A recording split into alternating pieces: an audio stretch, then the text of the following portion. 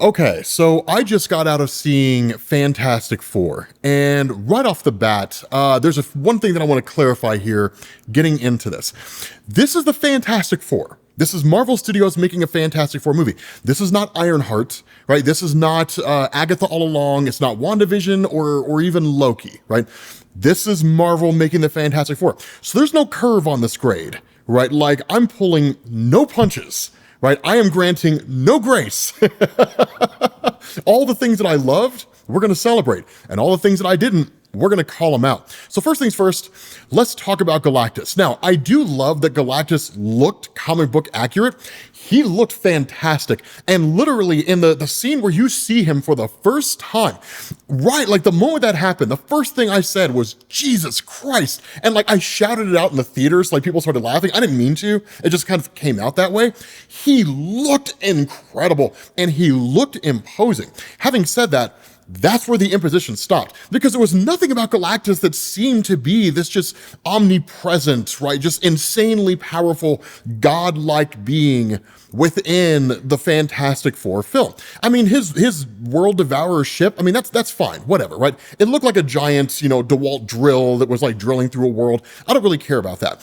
What really bothered me about Galactus was just the lack of power it seemed like he had. Right? I mean, in reality, when you look at the movie, he doesn't actually do anything, right? Like, I mean, here's Galactus summed up in the Fantastic Four, right? He meets the Fantastic Four. They say, hey man, will you spare our world? And Galactus says, I will if you give me your child. And they say no. Then they escape. And then Galactus basically comes to Earth once they effectively lead him there. He's already on his way there anyway, traveling through that slow ass world ship that he uses, but he's on his way there. And then in turn, once he arrives, he just walks around, battles the Fantastic Four a little bit, and then realizes they tried to trick him with Franklin. And ultimately he gets pushed through a portal by Susan Storm at the end. And like, that's the end of Galactus. And there's that scene, I guess, where he takes Shallabal and kind of like shows us that he's more powerful than she is, right? But like, there's nothing about him that's just like Galactus from Marvel Comics, this godly, powerful being that at any point could just end the Fantastic Four without a thought. Having said that, I understand why they didn't do that, because you cannot make any movie that features Galactus and has him being that powerful in the movie. It just won't work, right? And here's exactly the reason why. So if in Marvel Comics, Galactus just woke up one day and was like, Franklin Richards is the key to me not having to suffer with hunger anymore. So if I take Franklin Richards and turn him into my heir, then everything's going to be okay. Cool, right? And let's say it's the old Jack Kirby, Stanley Jack Kirby, or even the John Byrne era, when, Franklin Richards is like a toddler, essentially, a baby or a toddler. Then like the family would be gathered around the table, right, eating whatever it is they're eating for dinner, and they're celebrating and they're laughing, and then Franklin just vanishes one day, right? And then like, that's it. That's literally what would have happened in the movie, right? They would have just kind of been sitting there celebrating the birth of Franklin, and everybody's having a good time, and the kid just disappears, right? And then the scene turns into that scene from The Godfather, right? When the guy's like screaming when the horse's head in his bed, oh, oh, oh, like that, but it's Susan Storm because her child just disappeared, and then the credits roll, and like, that's the end of the movie, right? You can't tell that movie. You can't make a movie with Galactus being that powerful, because in Marvel Comics, he is that powerful. In Marvel Comics, this guy can resurrect the dead. He can create life. He can destroy life. I mean, he could create whole planets. Like, literally the first world that he consumed, Archaeopia, there's a point when he feels so bad about doing it that he actually restores the entire planet to the way it was before he consumed it, and then actually makes it better than it was before he consumed it. It's just how powerful that guy is. To say nothing of being able to just teleport across space and time, right? Or being able to whisk anybody else across space and time. So again, Galactus just didn't really feel powerful in the movie, but again, I understand why. Having said that, Reed Richards. Okay, so here's the thing about Reed. Pedro Pascal, he's kind of a quirky Reed Richards. He's not good, he's not bad. I do think he was a better Reed than John Krasinski was, but we didn't really get to see John Krasinski for very long. Having said that, I think Pedro Pascal's Reed suffered from the same issue that John Krasinski's Reed suffered from in Doctor Strange 2 Multiverse of Madness, which is the issue of Marvel movies and how they're written. Because John Krasinski is a wildly talented actor, and when you have this instance where it's like Black Bolt can end you with a single word from his mouth or whatever it was that he said, and just told Wanda how to defeat him, right? That's Marvel writing 101, right? Marvel Studios does that kind of stuff all the time. With Reed Richards, right? So they come up with this plan when they're like, we need to lead Galactus to Earth, right? We got to bring Galactus to Earth. They come up with this plan where it's like, okay, so we're going to put Franklin down here in the center of the city. And then what we're going to do is we're going to like kind of blind, so to speak, or at least momentarily distract Galactus long enough to switch out the baby with a fake. And then we're going to take the real Franklin back to the Baxter building. Okay, cool. But that's like a terrible idea, right? Because Reed Richards is apparently smart enough to be able to build an entire global positioning teleportation system to move Earth potentially millions of light years away from where it is right now. But it's somehow not smart enough to be able to build a baby holder that can just mask the signature of his child from a guy who clearly is not any kind of a demigod, more just technologically powerful, right? That's really it. So it's kind of like, okay, right, now that I can get past, it's not a great big huge deal, and by no means a slight against the character.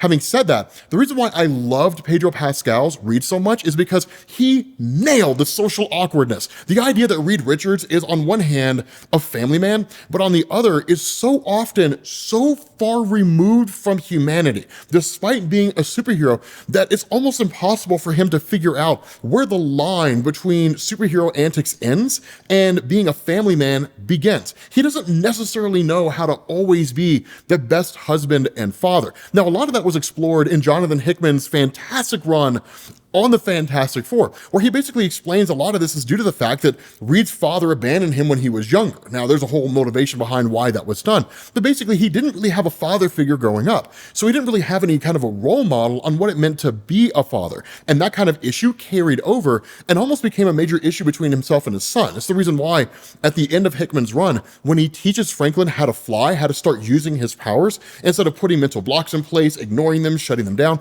why it's so incredibly significant. But again, I love that he nailed the social awkwardness. Vanessa Kirby was a fantastic Susan Storm. Holy hell, she nailed it. I don't agree with any of the interviews where she said that a baby was used 100% of the time with Franklin Richards. Not a chance. Like, there were definitely instances where it was clearly CGI in that particular scene with Franklin, but she was a phenomenal Susan Storm. I love the way they depicted her as Susan Storm. It's very John Byrne, very Dan Slott, very Ryan North. It is so cool the way that her character is done. It was very, very classic Susan Storm in terms of being like a kind of hallmark, I guess maybe the core member of the team, the emotional side of the team. I love that they weren't really beating us over the head with Ben Grimm, because that kind of happens in Marvel Comics sometimes, right? Ben Grimm is an important part of the Fantastic Four because at the end of the day, he shows us what it all costs, right? That like them getting their powers and all that kind of stuff that on one hand is very easy to look at and say like, yes, they're superheroes, right? But what was the actual cost on going on that mission? Well, Ben Grimm is a constant reminder of that, right? So I love that we kind of got that to a degree, and sort of a kind of undercurrent outside of that little bit of a conversation that Reed and Ben had, where Reed kind of blames himself for Ben becoming the Thing. It's a very important aspect of the relationship between Reed and Ben in Marvel Comics, so I'm glad they kept it there. Johnny Storm was fantastic. Yeah, he was great. I can't remember the actor's name. If you ever happen to see this dude, I'm sorry, but I love the way he played Johnny Storm. He was very devil-may-care. And truth to tell, he felt a lot like Jonathan Hickman's Johnny Storm, right? The guy who's kind of reckless, but also is the guy you want in your corner when you actually need someone in your corner with an incredible level of power and has it where it counts. So I love that about Johnny Storm. Yeah, I mean, overall it was cool. Mole Man was dope. You know, that was really fun. Again, one of the cool things that I loved here, this is the thing that I think was really the biggest takeaway, and the thing that I love the most about the Fantastic Four film was the feeling. Marvel Studios needed this film. Despite all the shortcomings that it had, the issues with writing, specifically when it came to the relationship between Reed and Susan, and kind of like the arguments, which I'll talk about here in a second, they needed this, right? Because this movie, it felt like a combination of Stan Lee, Jack Kirby, John Byrne, really kind of their runs combined into one singular story. It felt like very much like the old school Fantastic Four in Marvel Comics. But the other reason why I say that Marvel Studios needed this is because it feels like a throwback to the old, what is it, Ewan Gruffle, I can't remember his name, but like the old Fantastic Four films from like the early 2000s. It felt like that, right? Back when when the movies kind of felt a little cornballish, there were a few corny moments here and there, but damn it if they were not fun to watch. And Marvel needed this, right? They needed to have a project that was thrown out here to the world that's not some grandiose, explanation or exposition on the importance of what it means to understand family and, yada, yada, yada, so on and so forth, right? They're not beating us over the head with a political message. But what they are giving us is some measure of why family is important, but just good old-fashioned superhero movie storytelling. And I think that in that feeling, they killed it with this movie. They nailed it with this movie. It felt like what a Fantastic Four movie should be. That being said, it really was just Fantastic Four, Rise of the Silver Surfer reworked. And it was Marvel Studios' love letter to Fantastic Four fans, and also kind of an apology for what Rise of the Silver Surfer became, as opposed to what it could have been. So I love the overall feeling of the movie. That being said, there were a lot of times when I kind of felt like the situation between Reed and Susan was a little wonky. One scene in particular stands out to me, and that is the scene where they're talking about the plan, right? Which is to say that Reed had been kicking around the idea, and really Susan knew her husband well enough to know that when they were talking about creating a distraction for Galactus, it was using Franklin as a distraction. Now, Susan Storm is none too happy about this, right? And it's not one of these things where she's just kind of like, God, I don't know about that, Reed. It seems a little dangerous. No, she was pissed. Like literally, there's a point before that scene when she's standing out there in front of the world and really the people who are around the Baxter building and says, look, guys, we're all a family, right? Now, technically speaking, you guys as people are our family insofar as you're like 36 cousins, 18 times removed, but you're family nonetheless. But have no mistake, right? If it comes down to choosing between my son and this world, well, we got a ship that says 4 on it. It doesn't say 7 billion, it says 4. Right? I mean, I don't know. If you see a ship that says 7 billion, that's great. But I see a ship that says 4 because that ship's for us because we are going out into space. Deuces, right? I love that whole speech. I thought it was hilarious, right? Where she's like, we'll fight for you as best we can. But I'll save my kid before I save all of you. And that's when Susan realizes that in order to create a distraction for Galactus, they have to use Franklin. And so at that moment, she sees it on Reed's face that Reed knows that's what they have to do, but it's not what she wants to do. And she's pissed off and she's angry about that to the point where like, even when her and Reed are arguing, like Reed tells her, look, I get this is just a part of who I am and I'm sorry, and she literally tells him, sometimes you being you hurts me, right? So literally like she's angry at her husband. And then like that, they're standing on the street corner. I remember back when this place was so beautiful. I used to talk about how beautiful, it's like a news anchor segment, right? Where they're giving you some tragic set of events. Some family dies in a fire, or they die from carbon monoxide poisoning, and then like the happy music comes on, letting you know that we're done with the tragedy. And now we're going to talk about sports or the weather.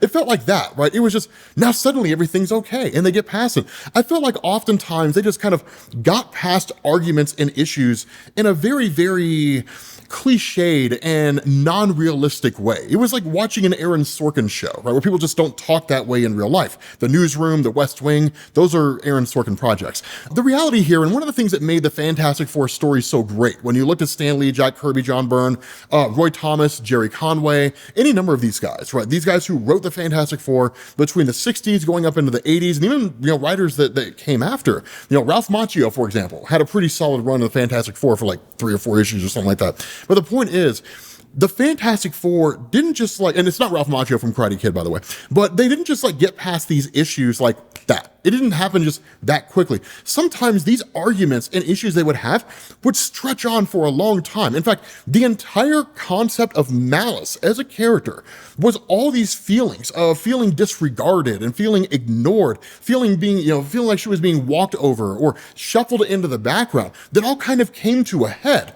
to the point where like Susan Storm is freaking out, beating on the chest of Reed, and she's like, I hate you, right? Now, technically she didn't, her mind was being screwed with, but the fact is those were real feelings that she had really felt over a period of time in Marvel, and they were just now coming out as the character of Malice. And the reality here is that in real life, right? Like couples do not get over issues. Like they don't have these great big, huge, long drawn out fights, especially about something regarding their children. And they're over that fight by like mid-afternoon. No. Sometimes like literally there've been times where myself and Mariah have been pissed off at each other for days on end. because that's what it means to be in a relationship, right? Like, you don't just get over these things incredibly quickly. And so I think that in a lot of ways, Marvel tried to take the family element of the Fantastic Four, what made the Fantastic Four what they were, and then tried to combine it with kind of like these stereotypical, family arguments, insofar as whatever the plot demanded, and then getting over them just as fast. It just didn't feel real. It didn't feel like what I would expect from the Fantastic Four. It's what made them famous, right? It's what made them so popular. Prior to the Fantastic Four, right? Bruce Wayne, Barry Allen, Clark Kent, these human identities of DC characters only mattered insofar as whatever it was that they happened to be doing that would lead to them becoming superheroes or putting on, their superhero outfits and doing superhero things. Clark Kent sitting at his desk at the Daily Planet or the Daily Star, if you want to go back far enough. And it's like, this story's come across my desk about some dickheads who robbed an old lady. Well, this sounds like a job for Superman, right? That's where the Fantastic Four were different. They were not superheroes first and people second. They were people first and superheroes second. So much so that they changed the game of comic books. After the Fantastic Four, individual identities on personal levels became the modus operandi of creating and writing stories across the entirety of the comic book medium. Literally, Stan Lee and Jack Kirby ushered in a paradigm shift, forever changing how characters and teams would be written in the realm of comic books. And I feel like some of that was lacking in the Fantastic Four. But again, all in all, as far as the overall experience of watching the movie, is it the best Marvel movie ever made? No, not at all. Is it the worst? Not by a mile.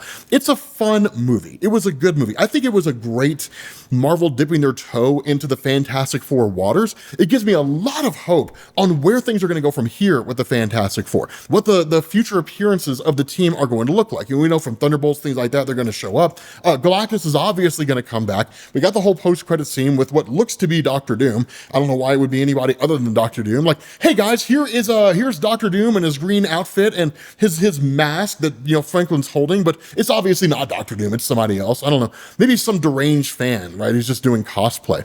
My bet here is that during the 4-year period between the ending of the Fantastic Four and the post-credit scene, that Doctor Doom, Victor Von Doom, or whatever, had actually gone and explored Galactus' ship, and that's how he ends up attaining all these advanced levels of technology and power and so on and so forth. The bigger point, the movie was fun. I had a great time watching it. I'm really excited to see what Marvel does with it. And yeah, so with that being said, guys, we're going to bring this to an end.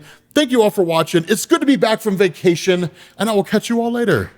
Peace.